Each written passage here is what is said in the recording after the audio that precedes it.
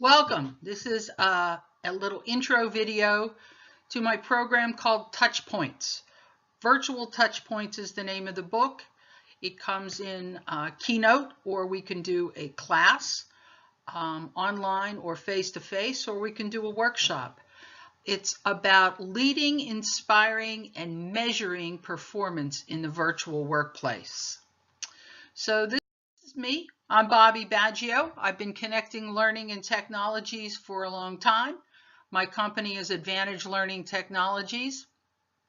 Feel free to reach out. You can get me on my website or shoot me an email.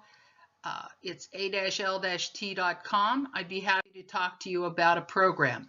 More and more people are working virtually, and the important thing is that the ability to work virtually is one of the most requested things that there is out there in the marketplace. And there's a lot of reason for it: balanced lifestyle, family, caretaking, and a lot of us spend time in front of a computer. A lot of management is reticent to let people work virtually, and mostly it's a control issue. If I can see you, then I can control you. And that just doesn't work in the world that we live in. So the preceding book to this was The Pajama Effect, and it was all about the attributes that someone needs to be able to work effectively in the virtual world. And this is all about leading, inspiring, and measuring. How do you measure performance when you can't see somebody? So what's so different about the online environment? The online environment gives you more freedom. The online environment gives you a different kind of communication than you have in a face-to-face environment. And management is skittish about managing the invisible. If you come to work every day and you show up 8 to 5, you must be doing a good job. Well, not necessarily. And this really goes back to Peter Drucker, and managing by objectives. You've got to have clear expectations. How do you set those expectations? What kind of systems and support structure do you need to support a virtual workforce?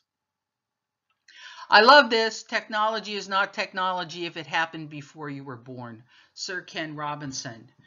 We're in a point in time in history where change, fear, adaptation. Technology is causing this cycle. We're now introducing AI, which is doing nothing but going to speed up this change, fear, adaptation cycle. So touch points affect mental, emotional, and physical well-being in the virtual workplace. And it's important that people know how to interact. We've got a global workforce. We've got people all over the planet working together. And one of the skills that we're going to discuss in this program would be listening skills. Active listening, reflective listening, responsive listening, and something that you need in a virtual environment is this intuitive skill. This ability, I call it the X factor. This ability to intuit what's really going on, what you really, what's being said, and what you hear, and then what's really there. And we also have to be very careful because we all live in our own minds, and we want to make sure that we're not stereotyping, we're not depersonalizing, and we're not trying to be controlling, which is unfortunately, these are traits that a lot of humans possess. So we need to be aware of them, and we need to get over that unconscious bias kind of stuff. And then we're going to talk about me to you connections, very important in the virtual environment. We can't just talk work. We need to talk about family, recreation, occupational goals. That's how you build those relationships. And being able to manage people in a virtual environment is all about relationships. So that's me.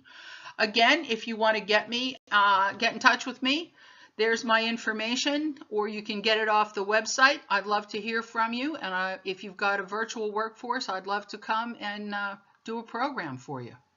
Thanks.